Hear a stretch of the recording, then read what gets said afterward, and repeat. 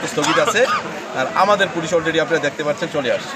তো গ্রামবাসী যেহেতু আমাদেরকে নিশ্চয়তা দিচ্ছে এবং অনুতপ্ত হচ্ছে, তারা আমাদেরকে রিকোয়েস্ট করছে, নেতৃস্থানীয় যারা আছে চেয়ারম্যান সাহেব সহ সবাই আমাদেরকে রিকোয়েস্ট করছে যে তারা এটার জন্য অনুতপ্ত এবং তারা ভবিষ্যতে আর এটা সামনের দিকে এগোবে না। তো এই দিকটা বিবেচনা করে ইউনো মহোদয় আমাকে রিকোয়েস্ট করেছেন গ্রামবাসীর পক্ষে, চেয়ারম্যানবাসীর পক্ষে, যে তাদেরকে একটা সুযোগ দেওয়া হোক যাতে আমরা আজকে ধরপাকড় না করি, যেহেতু পবিত্র রমজান মাস তারা কষ্ট পাবে। তো আমরা আমাদের আইনগত প্রসিডিউর চলমান থাকবে। ধরপাকড় হবে যারা এটার সাথে জড়িত আছে, এই ক্ষেত্রে আমরা ছাড় দিব, তাদেরকে আমরা অবশ্যই আইনের আওতায় নিয়ে আসবো। নিরীহ মানুষ তাদেরকে আমরা হয়রানি করবো না। তবে আমি সংঘর্ষ এড়াতে আমাদের করণীয়, আমাদের অভিযান অব্যাহত থাকবে যারা এটার সাথে জড়িত আছে এবং যারা মূলত দাঙ্গাবাজ, তাদের বিরুদ্ধে আমাদের অভিযান চলমান থাকবে। আমি সরাইলবাসীকে আজকে এটা নিশ্চয়তা দিতেছি এবং আপনারা ইতিমধ্যে দেখেছেন যে আমরা এই দায়িত্ব নিচ্ছি গত 11ই নভেম্বর, 21শে নভেম্বর।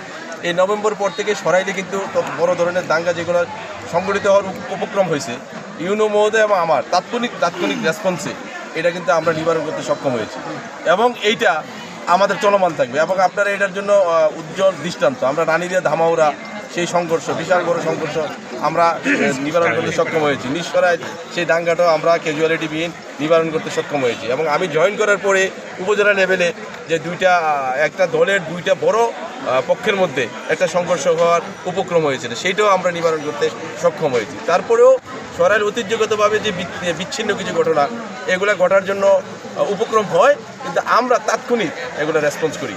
আমরা আশা করছি যে সরাইলবাসীকে একটা সুন্দর ঈদ উপহার দিব এবং দাঙ্গাকে আমরা সহনীয় পর্যায়ে নিয়ে আসবো। এবং আমাদের এবং ইউনো মহোদয় আমাদের একটা চ্যালেঞ্জ এবং আমাদের এটা কমিটমেন্ট যে আমরা সরাইলের দাঙ্গাটাকে সহনীয় পর্যায়ে নিয়ে আসবো। ইনশাল্লাহ আপনারা এটার ফল ইতিমধ্যে দেখতে পাচ্ছেন। সাথে সাথে সরাইলের যে এই যে ডাকাতি প্রবণের রেখা, এই যে দরন্তি রোড এবং হাইওয়ে রোড, সেইটা আমরা অনেকটা কন্ট্রোলে নিয়ে আসছি।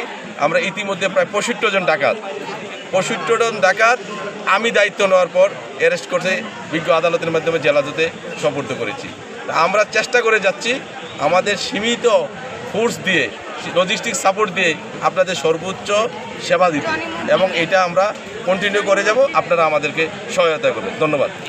একটু প্রশ্ন, ইউনো মহোদয়, আপনারা কেউ দাঙ্গা হাঙ্গামার সাথে জড়িত হবে না, সরাইলবাসীকে অনুরোধ করব। আমাদের এই সরাইল উপজেলা প্রশাসন সহ আমাদের পুলিশ বিভাগের যৌথভাবে আমাদের ভূমিকা হলো আমরা সরাইলকে দাঙ্গা হাঙ্গামা মুক্ত ঘোষণা করতে চাই এবং সরাইলে যেন আর ভবিষ্যতে এই ধরনের দুর্ঘটনা না ঘটে এবং সাধারণ মানুষ যেন কোনোভাবে এটা দ্বারা প্রভাবিত না হয়। আমরা চাই সরাইলকে দাঙ্গা হাঙ্গামা মুক্ত করতে এবং একটা শান্তির নগরী করতে। ধন্যবাদ আপনাকে। জনাব সরাইল ওসি রফিকুল হাসান সাহেব, এই বিষয়ে আপনার সরাইলবাসীর প্রতি মেসেজ কি? আমার সরাইলবাসীর প্রতি মেসেজ হচ্ছে যে আপনারা ভালো থাকবেন, দাঙ্গা হাঙ্গামায় জড়াবেন না, আমরা আপনাদেরকে ভালো রাখবো। আপনারা দাঙ্গা হাঙ্গামা জড়াবেন, আমরা আইনের সর্বোচ্চ প্রয়োগ করব, এই ক্ষেত্রে ছাড় দিব না। এবং আমরা চাচ্ছি যে এই যে দাঙ্গা, এটা গোষ্ঠীগত দাঙ্গার রূপ না নিক। ব্যক্তি পর্যায়ে যদি ভুল বোঝাবুঝির সৃষ্টি হয়, এটা ব্যক্তি পর্যায়ে থাকুক এবং ব্যক্তি পর্যায়ে এটা সমাধান হোক। যদি আপনারা আমাদেরকে সহায়তা করেন, আপনারা যদি আমাদেরকে নিশ্চয়তা দেন যে ব্যক্তি পর্যায়ের এটা গোষ্ঠী পর্যায়ে বা গ্রাম পর্যায়ে যাব না, আপনাদেরকে ভালো রাখবো। আর যদি আপনারা মনে করেন যে না দাঙ্গা এরকম করতে থাকবেন, আমরা এই ক্ষেত্রে ছাড় দেব না, আইনের সর্বোচ্চ প্রয়োগ করবে। এবং ইউনো মহোদয়ের যে কথা, এটার সাথে আমি একমত হিসাবে বলতে পারি যে আমরা সরাইলকে দাঙ্গা মুক্ত না করতে পারি, তবে সমনীয়, এবং আমরা চাচ্ছি আমাদের সময়কালে সরাইল দাঙ্গা মুক্ত হোক। এটা আমাদের একটা বিরাট বড় কমিটি। ধন্যবাদ আপনাকে।